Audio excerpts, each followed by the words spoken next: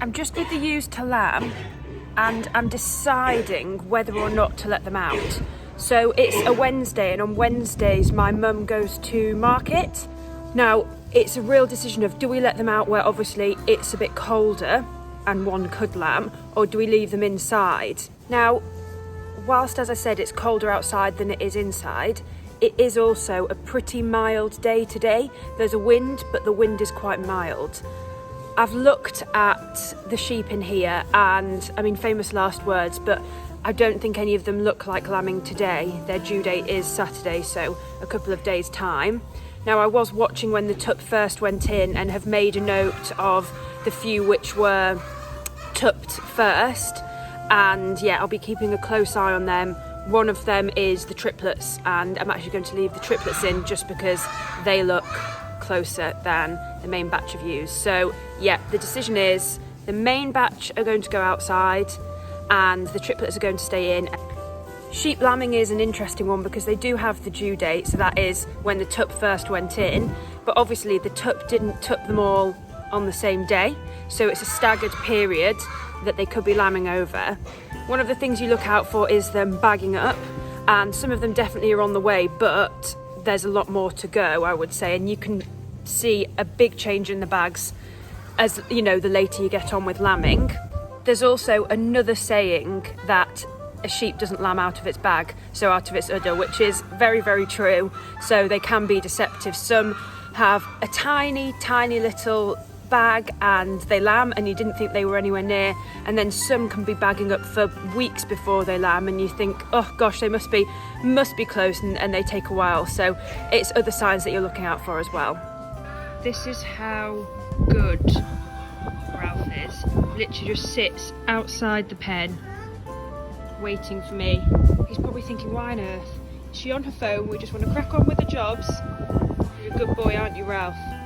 Good lad. So you can see this metal kind of, well, a bit of a girder really. It's chopped off and it goes in this hole here to brace these gates, or it would brace these doors to when they shut, like the ones down there. Now obviously that will be quite a big hole for the sheep to walk out across, so in classic farmer fashion, this is just an old carton and that goes in the gap. Oh, Ralph's in the way. In the gap in here, and then I'll push it down when I've got two hands, and then that stops them getting their feet trapped in there. So yeah, a little makeshift job featuring Ralph as always. Good boy, good lad. Also, how much is Ralph just the star of, well, YouTube, my YouTube? Also, he's on my Instagram a lot and people are obsessed with him, and I think for good reason. I might be a bit biased, but he's so handsome, he's so good. Oh, you are good, aren't you? Good boy. Just come for a stroke? Good lad.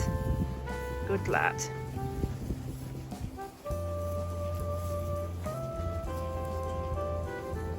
The main distraction on the way out is this heap of fodder bean, which isn't ideal, but you get them sent on and they are heading towards where they're meant to go, mainly, apart from those couple over there. Look a bit suspect. Come on, sis.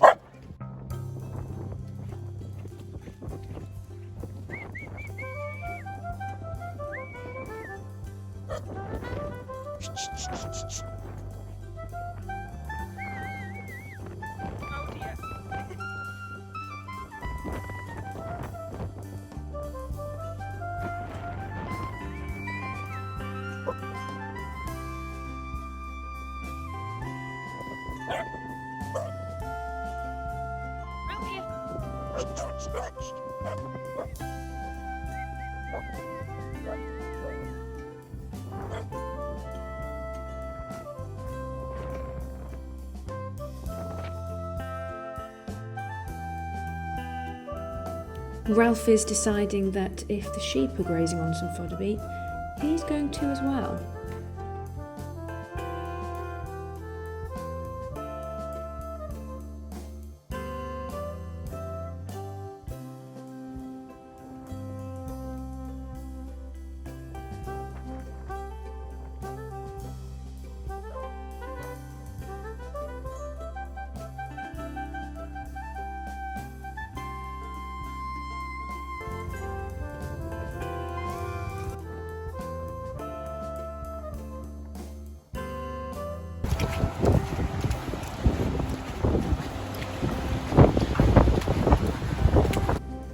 getting these racks filled up. A barrow it in, so we need to go back for a couple more wheelbarrows. And then we just have Ralph just chilling there. Good boy. In this shed now, which is the used to lamb shed, the water's full, the hay racks are full, so it means that if any point the weather does change a bit or I feel like I want to bring them in, it's all ready just to walk around them in the field and they'll pop straight in. So, very excitingly, we have our first ewe of the season lambing.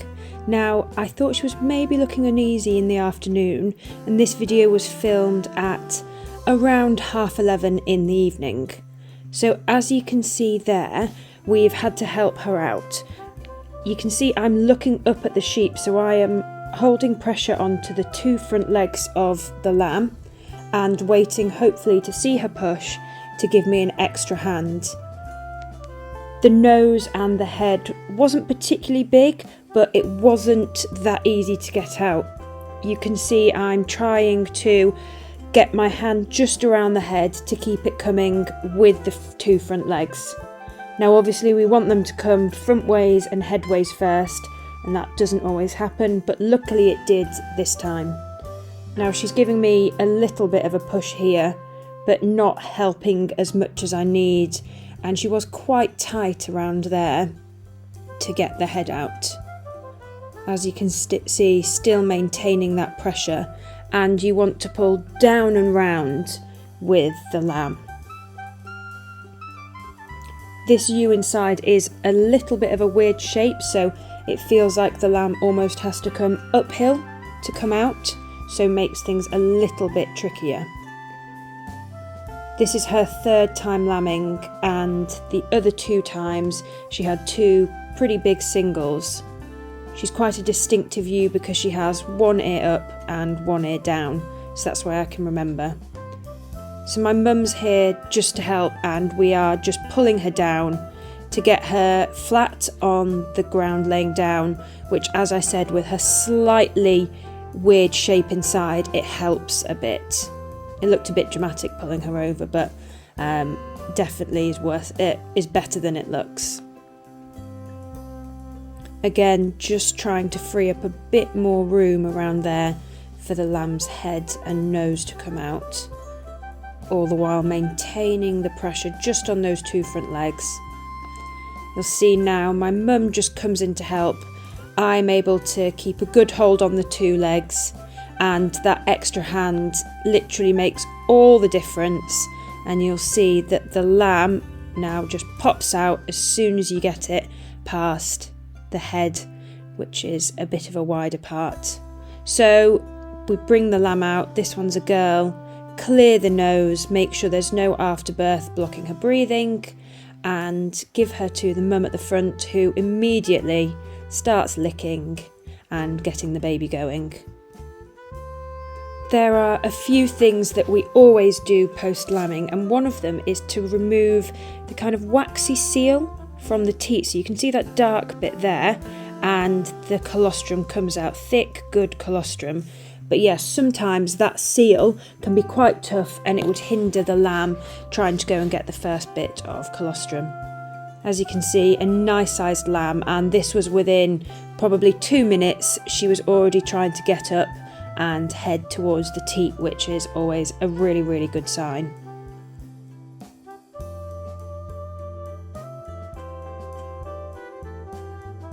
And there she is. She's in the right place, not quite latched onto the teat, but she did go on to get sucking not too long after. There she is, up, looking pretty strong.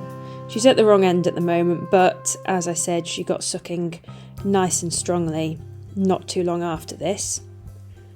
Not too long after this, the ewe also gave birth to another female lamb, healthy, and there we are. The older one's standing up, and the second one to be born is still just getting licked off by the mother. There we are, looking very, very well. The next morning, dried off, up, and full tummies as well.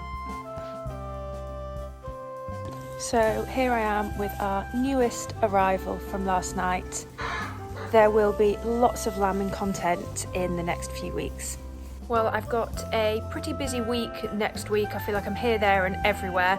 So I'll try and get in as many lambs as possible. If we have any more, we might have a quiet week, you never know.